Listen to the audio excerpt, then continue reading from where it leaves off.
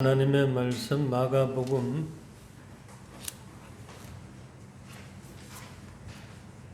12장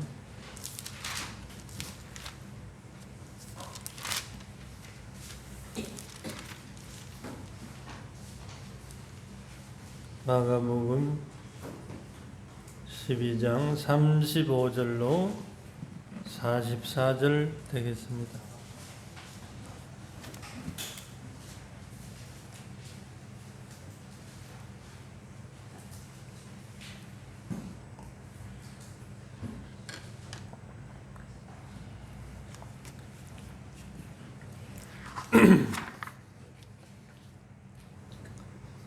우리 같이 봉독합니다. 예수께서 성전에서 가르치실새 대답하여 이르시되 어찌하여 서기관들이 그리스도를 다윗의 자손이라 하느냐. 다윗이 성령에 감동되어 친히 말하되 주께서 내 주께 이르시되 내가 내 원수를 내 발 아래 둘 때까지 내 우편에 앉아서라 하셨도다 하였느니라. 다윗이 그리스도를 주라 하였은즉 어찌 그의 자손이 되겠느냐 하시니 많은 사람들이 즐겁게 듣더라.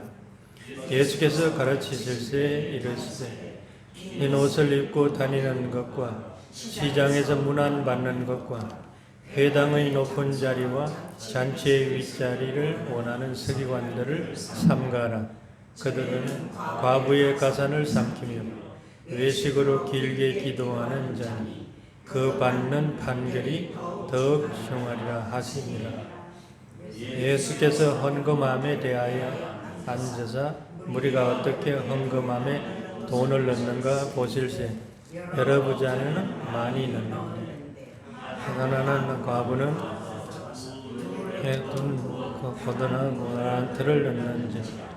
예수께서 제자들을 불러다가 이르시되 내가 진실로 너희에게 이르노니 이 가난한 과부는 헌금함에 넣는 모든 사람보다 많이 넣었도다. 그들은 다 그 풍족한 중에서 넣었거니와 이 과부는 그 가난한 중에서 자기의 모든 소유 곧 생활비 전부를 넣었느니라 하시니라. 아멘. 기도합니다. 하나님 아버지, 오늘도 무익하고 허물 많고 죄 많은 종을 또 단에 세우셔서 사랑하는 주의 백성들에게 하나님의 말씀을 전하게 하시니 감사드립니다. 하나님 입술을 주장하시고 생각을 주장하셔서 오직 성령께서 하시고자 하는 말씀만 전달되는 통로가 되게 하여 주시옵소서. 하나님께서 원하시는 생명의 말씀을 우리에게 주시는 대로 우리가 이 말씀을 먹고 받아서 우리가 나가서 이 말씀에 순종하여 우리가 온전한 자 되어 하나님 앞에 영광 돌리는 우리 모든 은총성도가 되게 하여 주시옵소서. 감사와 영광을 주님 앞에 돌려오며 우리 주 예수 그리스도의 이름으로 기도드리옵나이다. 아멘. 할렐루야. 우리 인사 나눕니다. 만나서 반갑습니다. 사랑합니다. 축복합니다. 주님의 은혜와 평강이 늘 함께 하시기를 소원합니다. 또 오늘도 하나님 말씀 듣기 전에 우리가 또 말씀 암송해야 되겠지요. 유명한 신명기 6장 4절 5절 말씀. 이스라엘아 들으라. 우리 하나님 여호와는 하나인 여호와시니 너는 마음을 다하고 성품을 다하고 힘을 다하여 내 하나님 여호와를 사랑하라. 아멘. 할렐루야. 지난주에 우리가 하신 말씀이었죠. 지난주에 어느 계명이 제일 큰 계명이냐 이 질문에 대해서 예수님께서 하나님 사랑, 이웃 사랑에 대해서 말씀을 하셨지요. 자, 오늘 우리가 읽은 본문 말씀을 어떻게 보면은요, 저희 생활 현장에서 하나님 사랑, 이웃 사랑이 뭔지를 오늘 예수님께서 말씀하시는 내용이라고 이렇게 생각이 됩니다. 자, 오늘 말씀에 보면 이제까지 유대 교권주의자들이 예수님을 여러 가지로 시험하고 여러 질문을 했지요. 근데 오늘은 이제 예수님께서 이제 질문하는 차례입니다. 예수님께서 유대 교권주의자들에게 질문을 합니다. 뭐라고 질문을 하느냐 하면은요, 어찌하여 서기관들이 그리스도를 다윗의 자손이라 하느냐? 이게 질문입니다. 어째서 서기관들이 그리스도, 메시아, 이제 예수 그리스도, 예수님을 말하지 다윗의 자손이라 하느냐? 이런 질문입니다. 그러면서 이 질문은 이제 다윗 시편에 보면은 이제 다윗 시편 110편 다윗의 시에 보면은 1절에 보면 이렇게 나오죠. 그 유명한 메시아 시편입니다. 주께서 내 주께 이르시되 내가 내 원수를 내 발 아래 둘 때까지 내 우편에 앉아서라 하셨도다. 근데 주께서 내 주께 이르시되, 이 앞에서 주께서는 하나님 아버지 하나님을 말씀하고 내 주께, 다윗이 내 주라고 표현한 이분은 바로 그리스도를 말합니다. 그러니까 다윗이 그리스도를 내 주라 이렇게 시편 110편 1절에서 말씀을 하고 있습니다. 다윗이 주라고 이렇게 했는데 어떻게 다윗의 자손이 되겠느냐, 이런 질문입니다. 유대인들의 그 논리상으로 앞뒤가 맞지 않는 표현이 아니냐, 이런 질문이 되겠죠. 그리스도께서 어찌 다윗의 자손이 되겠느냐, 다윗이 주라고 했는데 어떻게 다윗의 자손이 되겠느냐, 이런 말씀입니다. 이 유대인에게 이 부모의 조상은 바로 신적 권위를 가진 그런 위치에 있죠. 그만큼 부모를 이렇게 존경하고 귀하게 여기죠. 근데 부모나 이 조상이 후손을 주라고 표현한다는 말은 논리상으로 뭐 있을 수도 없는 얘기죠. 그런데 어떻게 그 유명한 조상 다윗이 그리스도를 주라고 할 수 있겠느냐, 이런 질문을 예수님께서 하십니다.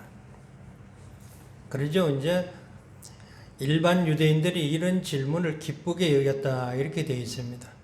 그러니까 일반적으로 우리가 메시아 그리스도라고 하면은요, 기름 부음 받은 자, 하나님의 아들이라는 것을 다 알고 있다는 것입니다.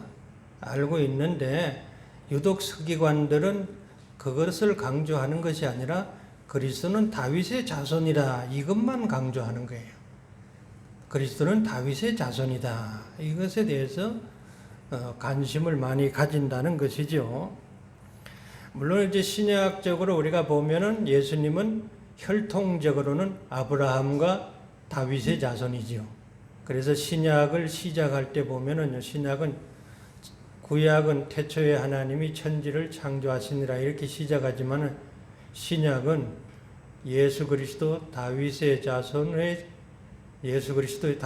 아브라함과 다윗의 자손 예수 그리스도의 세계라 이렇게 시작을 합니다. 그러니까 시작부터가 아브라함과 다윗의 자손 예수 그리스도가 나오죠. 그리스도 이렇게 나오고 있습니다. 근데 우리가 앞에서 바디메오가 예수님을 다윗의 자손이라고 이렇게 외쳤지요. 다윗의 자손이여 나를 불쌍히 여겨달라 이렇게 외쳤고, 또 예수님이 낙이 타고 예루살렘에 입성할 때 무리들이 또 어떻게 외쳤느냐 하면은요, 무리들이 또 찬송하리로다 오는 우리 조상 다윗의 나라여 가장 높은 곳에서 호산나 하더라. 이 말에 의하면 이게 제일 어떻게 보면 이 서기관들로부터 이렇게 배운 사람들의 어떤 그런 잘못된 메시아관이 들어있는 무리들의 외침이 아닌가? 우리 조상 다윗의 나라여. 예수 그리스도께서 우리 조상 다윗의 나라를 회복하기 위해서 오신 그리스도라 이렇게 외치는 것입니다. 그러니까 어떻게 보면 그리스도를 정치적 메시아로 이렇게 외치는데, 그럼 왜 그 당시에 사람들이 예수님을 이렇게 다윗의 나라를 회복하는 정치적 메시아로 생각하느냐 이거지요. 그렇죠. 유대인들이 지금 오랜 세월 외세의 압박 아래에 있죠. 그 핍박 아래에 있고, 그리고 이 유대인들에게 있어서 다윗의 왕국은 그들의 이상향입니다. 마치 중국 사람들이 요 나라 연임금 순임금 시대가 이상의 나라인 것처럼 유대인들에게는 다윗의 나라가 그들의 이상국가예요. 그러니까 그 나라가 회복해야 되는데 그 나라를 누가 회복하느냐? 바로 그리스도 메시아가 오면 회복시켜 줄 것이라는 그 기대감을 가진 것이 바로 유대인들의 그 메시아 대망 사상이라고 이렇게 우리가 할 수가 있는 거예요. 그렇게 유대인들은 다윗의 나라를 회복시켜 줄 메시아로 기다리는 것입니다. 그래서 이 메시아는 다윗의 나라를 이어받을 다윗 혈통의 다윗의 자손, 그렇게 생각하고 그런 메시아로 이렇게 그들이 생각하고 있었다는 것을 말씀합니다. 그런데 성경에서는 그건 어떻게 보면 자기들 해석이지 어떻게 보면은요. 그래서 우리가 이제 오늘 이 서기관들의 성경 해석, 이 성경 해석상의 문제가 이제 유대인들에게 큰 이제 문제가 된 거죠. 예수님을 이 정치적 메시아로 해석하는 성경 해석, 이게 인본주의적 성경 해석입니다. 결국에는 이 해석 때문에 서기관들, 유대 교권주의자와 예수님과 이렇게 대립하게 되고 부딪히게 되는 것입니다. 그들은 성경을 그런 식으로 해석을 하는데, 예수님이 이 땅에 오셔가지고 그리스도라고 하는데, 그 그리스도가 이렇게 자기들이 기대하는 그런 그리스도, 그런 메시아가 아니거든요. 그 아닌 그 원인이 어디서 나오느냐 하면 그들의 인본주의적 성경 해석에 있다는 것입니다. 그래서 우리가 성경을 볼 때 우리가 바로 보아야 한다는 것입니다. 결국 예수님을 십자가에 매달도록 유대 교권주의자들이 그렇게 날뛰게 된 근본 원인은 바로 성경 해석, 인본주의적 성경에서 출발한다고 이렇게 우리가 볼 수가 있겠습니다. 그래서 우리가 신앙을 할 때는 내 생각대로 내가 원하는 눈으로 성경을 보고 내가 생각하는 신앙을 해서는 안 된다는 것입니다. 그러지 않습니까? 하나님이 계시하는 말씀에 따라서 우리가 그 말씀대로 신앙을 해야지, 내 마음대로 성경을 해석하고 내 마음대로 신앙을 하면은 그것이 바로 인본주의적인 성경 해석이요, 인본주의적인 신앙 생활입니다. 그래서 이제 여기 보면 이제 서기관들이 이렇게 쭉 이러는데, 그들의 이런 신앙 행태가 어디에서 나오느냐? 앞에서 우리가 보았듯이 결국에는 하나님 사랑하라 했잖아요. 그죠? 하나님 여호와를 사랑하라 이렇게 했는데, 사랑하지 않기 때문에 나오는 그런 신앙 행태가 이런 인본주의적 성경 해석과 인본주의적인 신앙 행태가 나오게 된다고 이렇게 생각하면 되겠습니다. 우리가 구원도 마찬가지죠. 우리가 구원을 우리가 그냥 인본주의적으로 생각하면 안 돼요. 그냥 구원만 받으면 된다. 사람이 구원 받으면 된다. 이게 우리가 구원론적 구원에 빠지면 안 된다는 것입니다. 그래서 극단적으로 치우치는 구원파가 나오는 겁니다. 구원이 최고다. 사람이 구원 받으면 된다. 이렇게만 생각해서는 안 된다는 거죠. 우리가 구원이라는 것은 하나님 중심적으로 생각을 해야 되는 겁니다. 사람 중심적으로 사람이 구원만 받으면 된다고 하면은 그것이 잘못되게 되어 있다는 것입니다. 우리가 하나님이 원하는 구원이라는 것은 뭡니까? 하나님이 원하시는 구원은 그냥 뭐 인간이 죄로부터 구원받고 또 건강하게 되고 또 인간적으로 회복되고 뭐 이런 것을 우리가 생각할 수 있겠지만은요, 하나님이 원하시는 구원, 하나님 편에서의 구원, 성경적인 구원은 그런 구원이 아니라 바로 우리의 인격의 회복, 성품의 회복을 말하는 거예요. 온전한 인간이 되는 것이 하나님이 원하시는 구원이에요. 그러니까 그냥 온전한 인격으로 회복되고 온전한 성품의 사람으로 될 때 비로소 그 결과가 어떻게 되느냐? 하나님께 영광이 돌아가는 거예요. 그것 없이 그냥 구원만 외치고 구원받고 나면은요, 결국에는 구원받고 하나님 영광 가리는 짓만 하는 겁니다. 하나님을 기쁘시게 못하고 구원이 오히려 하나님의 영광을 가리고 하나님을 기쁘시게 못하는 그런 결과를 가져온다는 것입니다. 그래서 성경에서 말하는 이 구원도 인간 중심의 구원이 아니라 하나님 중심의 구원이어야 한다는 거예요. 하나님이 원하는 구원이 어떤 구원인가, 그걸 우리가 먼저 생각을 해야 한다는 것이죠. 그리고 보니까 오늘 말씀에 이제 예수님께서 38절에 이런 말씀을 합니다. 긴 옷을 입고 다니는 것과 시장에서 문안받는 것과 회당의 상자와 잔치의 상석을 원하는 서기관들을 삼가하라, 이렇게 말씀합니다. 이 서기관들의 이런 모습이 뭡니까? 결국에는 이들이 성경도 인본주의적으로 해석을 하고 신앙 형태도 인본주의적인 신앙 형태를 그대로 보여주는 것이지요. 사람에게 칭찬받고 상자와 상석을 원하고 이런 것들이 바로 서기관들의 신앙 형태입니다. 이 근본 원인은 하나님을 사랑하라는 그 말씀 안에 그들이 하나님을 사랑함이 없기 때문에 나타나는 그런 외식적인 신앙입니다. 그러니까 하나님을 사랑하지 않는 신앙은 다 이런 서기관들이나 유대 교권주의자와 같은 인본주의적인 신앙이 될 수밖에 없다는 거예요. 사랑이 없는 신앙이 바로 인본주의 신앙입니다. 진짜 하나님을 사랑하는 마음이 있어야지 그 신앙의 모든 것이 신본주의, 하나님 중심적인 신앙이 된다는 것입니다. 그래서 이 긴 옷을 입는다는 말은 그 당시에 랍비들이 입고 다니는 옷을 말하죠. 랍비들이 긴 옷을 입고 시장에 가면은 시장 사람들이 일어나서 다 인사를 합니다. 존경하는 마음으로. 그것을 그들이 기뻐한다는 겁니다. 그리고 장치상에, 장치 자리에 가면은 상석에 앉기를 원하고 또 상자에 앉기를 바라는 그러한 이 서기관들의 이러한 것들이 바로 다 인본주의적인 신앙 행동들을 우리가 볼 수 있는 것입니다. 그러지 우리가 신앙이 잘못되면 그걸 결국 남는 것이 뭐냐면은요, 인본주의밖에 안 남는 겁니다.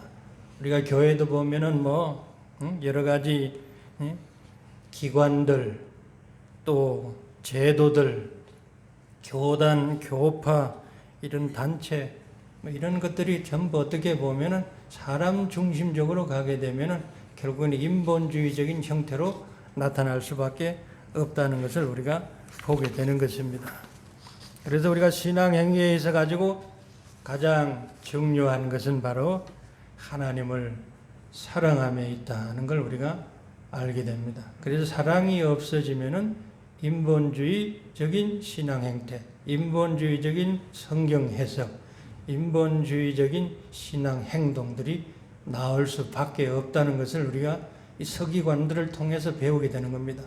그들이 이렇게 성경의 박사들이라고 하지만은요, 사랑이 없으니까 결국에는 성경도 인본주의적으로 해석을 하고 자기들이 원하는 메시아로 해석을 하고 신앙 행동들도 전부 이렇게 사람에게 영광받고 또 상석, 상자를 바라는 이런 식으로의 신앙 형태로 나타나게 된다는 것을 우리가 보게 됩니다. 우리가 믿음, 소망, 사랑 이렇게 세 가지가 있는데 그 중에 왜 사랑이 제일 중요한 것입니까? 믿음도 중요하고 소망도 중요합니다만은요, 왜 제일 중요한 것이 사랑이 되겠습니까? 여러분, 사랑이 없으면은요, 하나님을 온전히 사랑할 수가 없고 우리가 이런 형식적인 신앙에서 벗어날 수가 없기 때문이에요. 사랑이 있어야만이 형식주의에서 벗어나게 되는 거예요. 인본주의에서 벗어나는 것은요, 사랑이 있어야 되는 겁니다. 여러분, 믿음이 있으면 큰 능력은 행할 수 있습니다. 소망이 있으면 고난도 이겨낼 수 있는 신앙인이 될 수 있어요. 그러나 사랑이 없으면은요, 우리가 참 하나님을 사랑하는 그런 참 하나님의 신앙인으로서 설 수가 없다는 것을 우리가 알아야 되는 겁니다. 이 사랑이라는 것이 결국에는 왜 우리에게 제일 중요한 것이겠어요? 그것이 바로 우리의 인격과 우리의 성품을 변화시키기 때문이거든요. 그래서 여호와를 사랑하다 내 마음을 다하고 성품을 다하고 힘을 다하여 사랑하라고 했거든요. 바로 이 사랑이라는 것이 바로 우리의 인품과 우리의 성품과 이것을 오직 하나님이 기뻐하시는 대로 우리가 온전한 자로 나갈 수 있는 것이 바로 사랑이기 때문이에요. 그래서 우리가 신앙생활에 있어서 모든 능력도 행할 수 있습니다. 믿음이 커서 큰 능력도 행할 수 있어요. 기적도 행할 수 있습니다. 또 엄청난 소망을 가지고 고난도 견뎌내고 환난도 견뎌내고 다 할 수 있습니다. 그러나 사랑이 없으면 온전한 신앙인은 안 됩니다. 아무리 믿음이 있고 소망을 가져도 사랑이 없으면요, 온전한 자가 될 수가 없다는 거예요. 산상수훈에서 예수님 하시는 말씀의 결론이 뭡니까? 하늘에 계신 너희 아버지의 온전하신 것 같이 너희도 온전하라. 온전한 성품의 사람이 되기를 원하시는 것이잖아요.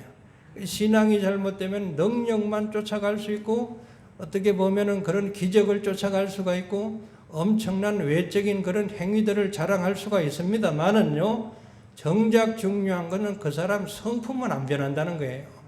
결국에는 사랑이 있어야만이 신본주의적인 하나님 중심의 신앙인이 되고 하나님 영광을 위하는 신앙인이 되고 하나님 기쁘시게 하는 신앙인이 될 수가 있다는 것을 우리가 배우게 되는 것이에요. 근데 우리가 여기 보면 이제 또 한 과부가 나오잖아요. 가난한 과부. 참 아주 대조적인 장면입니다. 가난한 과부가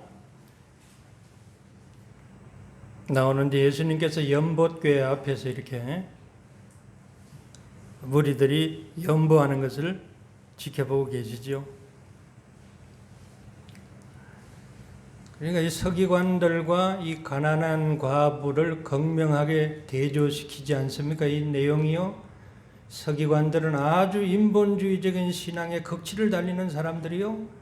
이 가난한 과부는 신본주의 하나님 중심 신앙이 무엇인지를 우리에게 보여주는 것이 바로 이 가난한 과부입니다. 그래서 우리가 배울 것은 누구에게 배우느냐? 가난한 과부에게 배워야 한다는 거예요. 많은 사람들이 부자들이 그에게 연보를 합니다. 여러 부자가 많이 넣는데 그런데 가난한 과부는 두렙돈 곧 한 고드란트를 연보를 했다는 그런 것을 봅니다. 그런데 예수님이 그 가난한 과부가 연보하시는 것을 보고 이렇게 말씀하십니다. 연보궤에 넣은 모든 사람보다 많이 넣었도다. 그러나 이 과부가 이 두렙돈을 이렇게 넣었는데 보잘것없이 이 두렙돈이라는 것은 오늘날로 말하면 한 1, 2천 원 될 거예요. 가난한 과부가 가진 그 1, 2천 원을 했는데 예수님이 하시는 말씀은 이 모든 사람이 한 헌금보다 더 많이 했다는 겁니다. 엄청난 부자의 그에게 헌금보다 더 많이 했다는 것이 아니라 이 모든 사람보다 더 많이 했다고 예수님이 칭찬하지 않습니까? 그리고 예수님이 하시는 말, 저희는 다 그 풍족한 중에 넣었거니와 이 과부는 그 구차한 중에서 자기 모든 소유 곧 생활비 전부를 넣었느니라. 모든 소유, 생활비 전부를 넣었다는 겁니다.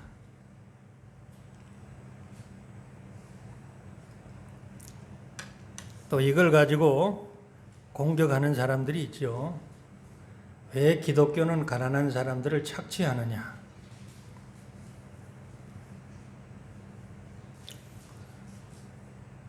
이렇게까지 연보를 받아야 하느냐? 왜 또 생활비 전부를 또 그렇게 연보를 하느냐? 여러 말이 많습니다. 이 가난한 과부의 전 재산 생활비 전부를 연보했다는 것에 대해서 반기를 드는 사람들이 많아요.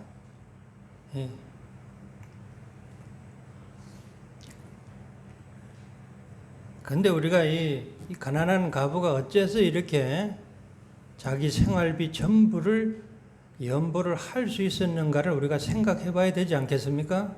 그냥 무턱대고 왜 생활비 전부를 넣어가지고 그렇게 그거 가지고 사 먹어야지 생활비 전부를 넣느냐고 오히려 따지는 사람들이 있는데, 그런데 왜 이 여인이 이렇게 생활비 전부인 자기 소유 전부를 이렇게 했겠느냐 이거예요. 여러분, 헌금에 있어서 이 바리새인들과 서기관들처럼 철저한 사람들이 없잖아요. 예수님이 그렇게 말씀하시죠. 마태복음에 보면은 너희가 박하와 회양과 근처의 11조를 들이되 율법에 더 중한 바 의와 인과 신은 버렸도다. 그러나 이것도 행하고 저것도 버리지 말아야 할지니라. 여러분, 이것도 행하고 저것도 버리지 말라는 말씀은 뭡니까? 11조는 눈에 보이는 헌금이죠. 근데 헌금은 우리가 돈으로만 하는 게 아니에요. 헌금을 돈으로만 하는 사람은 반쪽짜리 헌금이에요. 그러면 뭘 해야 되느냐? 의와 인과 신을 해야 된다는 겁니다. 의와 인과 신은 보이지 않는 헌금이에요. 헌금을 넣으면서 돈만 넣어가지고는 반밖에 헌금하는 게 연보하는 게 아닙니다. 온전한 연보가 되려면은요, 우리가 돈과 함께 넣어야 할 것이 뭐냐? 의와 인과 신이라는 걸 알아야 돼요. 의와 인과 신을 하나님 앞에 돈과 함께 반드시 드려야 합니다. 근데 이게 빠져버리니까 이건 하나마나한 헌금이 연보가 되고 만다는 거예요. 오히려 화가 된다 이 말이죠, 그게. 그래서 화 있을진저 한 겁니다.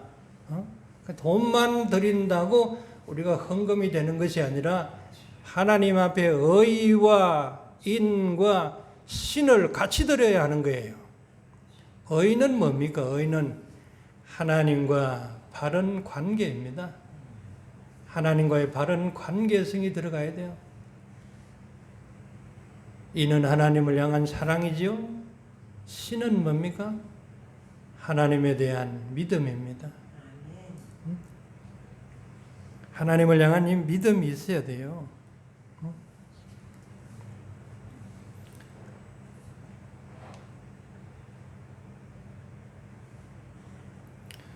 하나님의 인격을 신뢰함이 있어야 됩니다. 헌금하면서도 하나님을 신뢰하면서 드려야 돼요. 이 여인이 하는 이 헌금에 보면 의와 인과 신이 빠진다면은요, 이렇게 생활비 전부 하나님 앞에 드릴 수 있을까요? 불가능했을 거예요. 그리고 이 여인은 의와 인과 신이 있었기 때문에 그 자기가 보잘것없는 그 생활비 전부, 부자들에게 있어서는 돈도 아니지요. 그 돈이라도 자기에게는 생활비 전부니까, 가진 것 전부니까 그걸 드릴 수밖에 없었다는 거예요. 왜? 의와 인과 신이 있었기 때문에 그것을 그렇게 드릴 수밖에 없었다는 걸 우리가 알아야 돼요. 달리 말하면 이 여인은 하나님 사랑하는 마음이 그 속에 가득했기 때문에 그것을 드릴 수밖에 없었다는 거예요. 그리고 그 여인의 마음에는 하나님만 사랑하는 것이 아니라 이웃을 사랑하는 마음도 그 속에 담겨져 있었다는 거예요. 그래서 그 연보 속에 그것이 그렇게 담겨서 하나님 앞에 드려지니까 예수님이 뭐라고 말씀하시나? 예수님이 그 여인의 마음을 보신 것이죠. 이 모든 사람의 모든 헌금보다 이 여인이 더 많이 했다. 예수님이 이렇게 말씀하시잖아요. 왜냐? 예수님이 그 여인의 그 적은 그 연보보다 그 여인의 마음가짐, 참 하나님의 의와 인과 신이 담겨진 그 연보를 보고 그렇게 예수님이 말 많이 했다고 하시는 거예요. 그러니까 이 가난한 과부를 생각하면 구약의 사레밧 과부 얘기가 나오죠. 엘리야 선지자가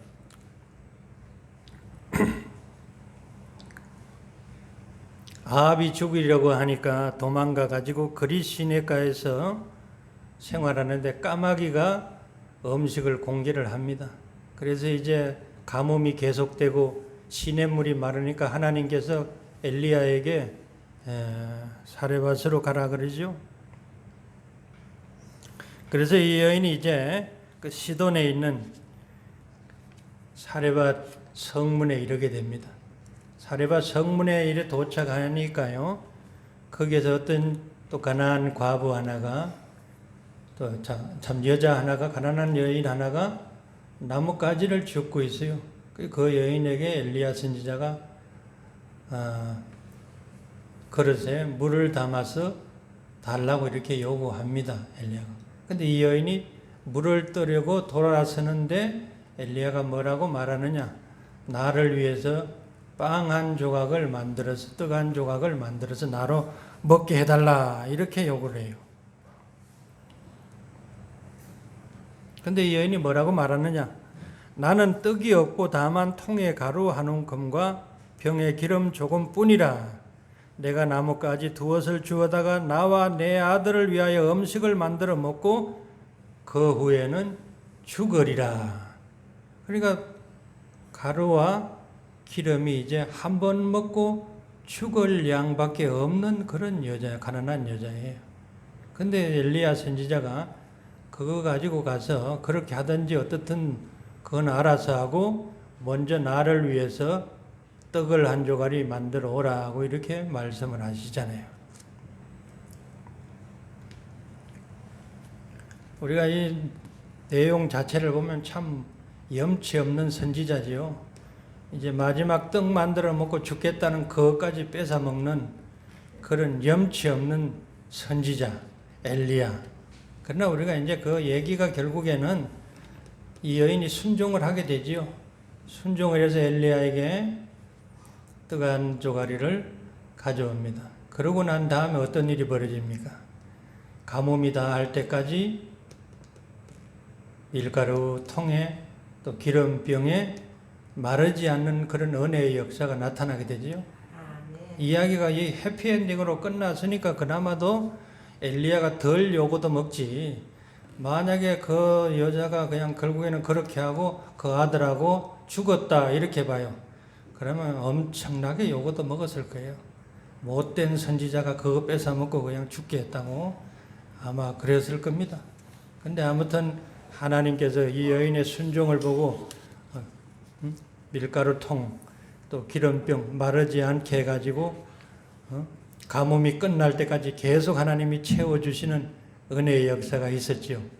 근데 오늘 가난한 이 여인은 그런 해피엔딩도 없습니다. 그냥 예수님이 칭찬한 것 뿐입니다. 이 모든 사람보다 더 많이 넣었다 이렇게 예수님이 말씀하신 것 뿐이에요. 그러나 우리가 이 여인이 어떻게 그러면 이렇게 할 수 있었는가를 우리가 오늘 말씀을 하시고자 하시는 것입니다. 이 여인에게는 그 연보보다 그 마음속에 보이지 않는 하나님을 향한 사랑이 컸다는 것입니다. 그 큰 사랑으로 이러한 행동을 가져오게 되었다는 것이죠. 생각을 해보세요. 이 마지막이 생활비 전부를 이렇게 헌금을 했다는 그 의미는 뭐가 담겨 있겠어요? 결국엔 이 여자도 또 이렇게 이거 먹지 않으면 내가 굶지 않을까? 아니면 내가 또 굶어서 죽지 않을까? 뭐 이렇게 생각할 수도 있는 일이지만은 이 여인이 이렇게 할 수 있었던 것은 결국에는 내 생명보다 내 건강보다 내가 하나님을 더 사랑합니다. 나의 형편 처지보다 하나님을 더 사랑한다는 고백이 결국에는 이 헌금에서 나온 연보에서 나오는 것 아니겠습니까? 우리가 지난 시간에 그 아브라함 얘기를 했지요. 하나님 아브라함이 뭡니까? 독자 이삭을 하나님 앞에 제물로 드리잖아요. 하나님 사랑합니다. 이 고백은 구약 그 창세기 얘기에 없습니다만은요. 결국에는 그렇게 사랑하는 독자 이삭을, 세상에서 제일 사랑하는 독자 이삭을 제물로 드릴 수 있었던 것은 독자 이삭보다 하나님을 더 사랑합니다 하는 고백이 그게 담겨져 있는 거예요. 굳이 말을 하지 않아도. 그렇지 않습니까? 하나님을 내 사랑하는 독자보다 더 사랑합니다 하는 그 고백이 있었기 때문에 그 아들 이삭을 번제로 드릴 수 있었던 것 아니겠습니까? 그것을 하나님께서 아시는 것입니다. 아시기 때문에 너와 내 자손, 결국에는 이 이삭의 자손까지도 내가 복을 주겠다. 하나님께서 그렇게 약속하지 않습니까? 그래서 어떻게 하든지 이 여인은 자신이 하나님 앞에 해야 할 본분을 하는 겁니다. 하나님 앞에 해야 될 연본을 하는 겁니다. 내가 아무리 굶어도 연본을 하는 거예요. 내가 빈 털털이라도 하나님 앞에 헌금해야 될 것을 헌금하는 거예요. 그것이 어떻게 보면 우리가 하나님 앞에 예배하는 기본 도리가 아니겠습니까? 우리가 그것이 결국에는 사랑이라는 것이 행동으로 나타나는 겁니다. 우리가 하나님의 계명을 순종하는 것이 바로 하나님을 사랑하는 것이 아니겠어요? 나를 사랑하고 내 계명을 지키는 자에게는 이렇게 말씀하셨거든요. 나를 사랑하고 내 계명을 지키는 자, 결국 하나님을 사랑하는 자가 누구냐 이거예요. 하나님의 계명을 지키는 자예요. 내가 천대의 복을 내리겠다고 하나님이 약속하시는 것입니다.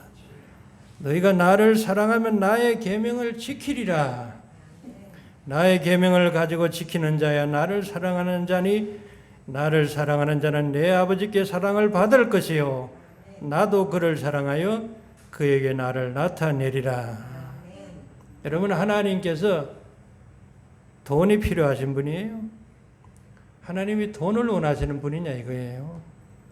결국에 하나님께서 우리에게 연보라든지 11조라든지 헌물이라든지 이런 것을 하나님이 원하시는 것은 돈을 원하심이 아니잖아요. 하나님이 원하시는 것은 뭐냐? 얘가 진짜 내 계명에 순종하는지 안 하는지를 확인하고 싶으신 거예요. 하나님이 우리에게 사랑을 받고 싶어 합니다. 하나님이 우리를 사랑하지만은요, 우리를 사랑하기만 하는 것이 아니라 하나님께서도 그 높으신 분께서도 우리의 사랑을 받고 싶어 합니다. 그래서 하나님께서 이래 정하신 것 계명을 우리가 왜 하나님이 계명을 정해 놓겠어요? 그걸 통해서 우리가 하나님 사랑합니다 입으로 안 해도 하나님께서 확인하기를 원하시는 겁니다. 그래서 계명을 지키는 자라야 나를 사랑하는 자니 이렇게 말씀하시는 거예요. 뭐 이것뿐이겠습니까? 여러 계명들을 하나님이 주셨는데 헌금뿐이겠느냐 이거예요. 그 계명을 순종하느냐 말 것이냐 그것을 하나님이 지켜보고 계시는 겁니다. 우리의 이 계명의 순종을 통해 가지고 하나님이 우리의 사랑을 받기를 원하시는 거예요.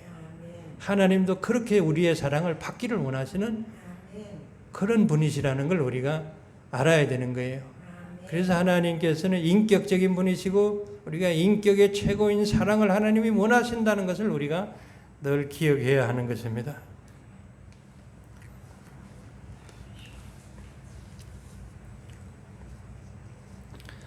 오늘 우리가 이제 두 가지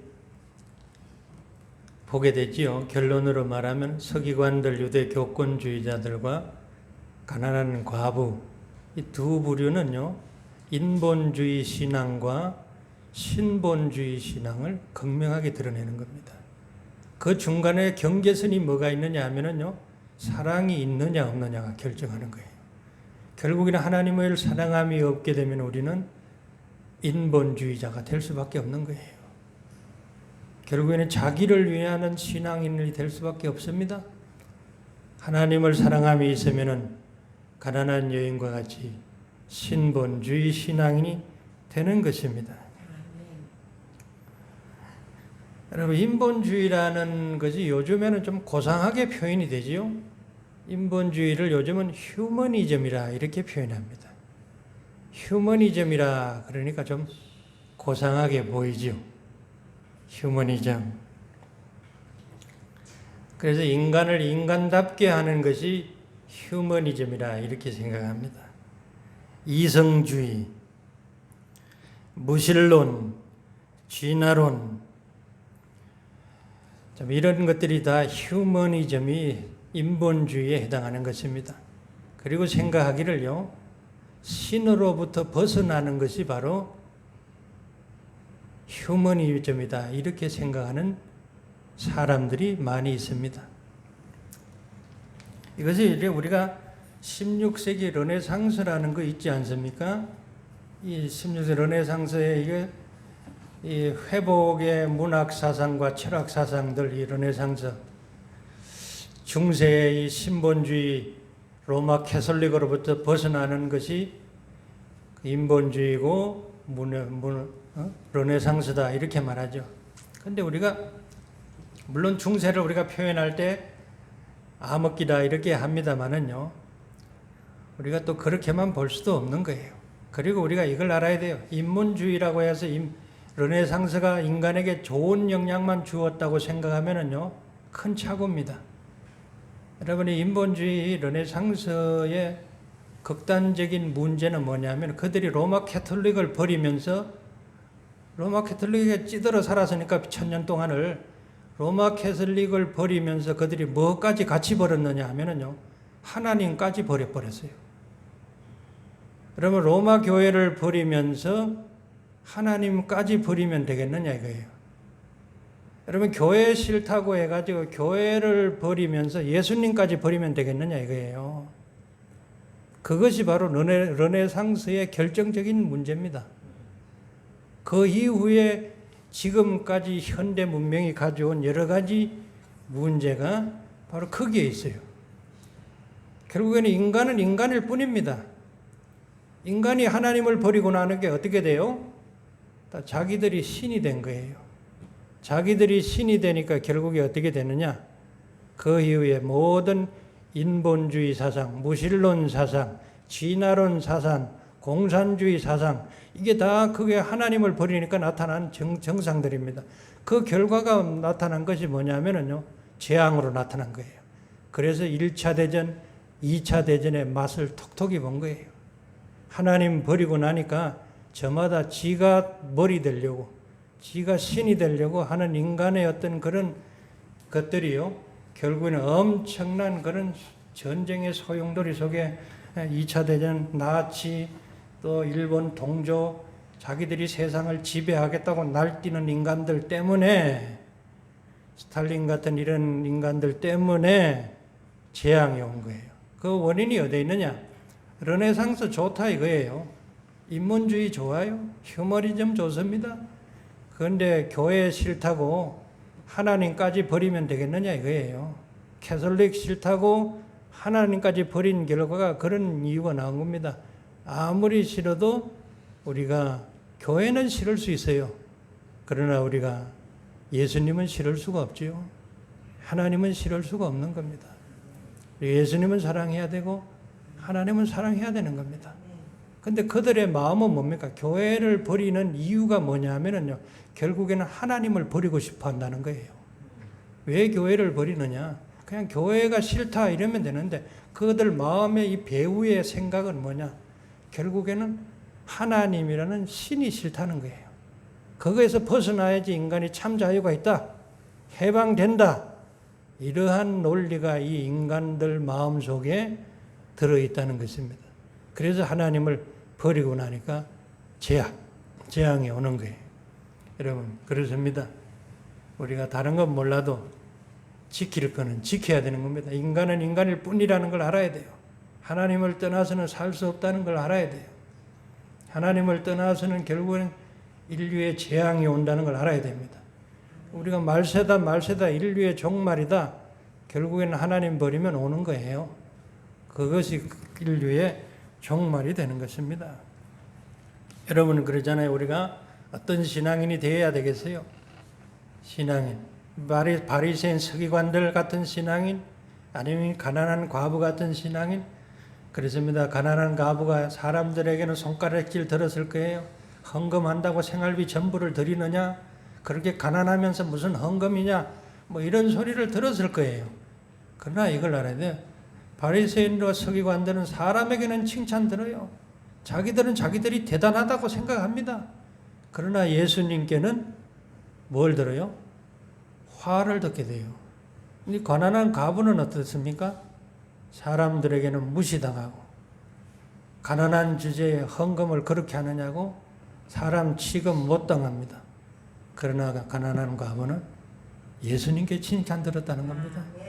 예수님께 사랑받았다는 겁니다. 이 모든 사람이 헌금한 것보다 더 많이 했다.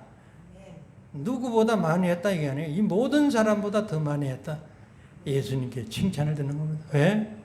그 마음으로 하나님 앞에 사랑함을 드렸기 때문입니다. 우리가 오직 하나님 사랑함으로 하나님 기뻐함으로 우리가 모든 일에 온전한 자 되기를 원합니다. 우리 기도합니다.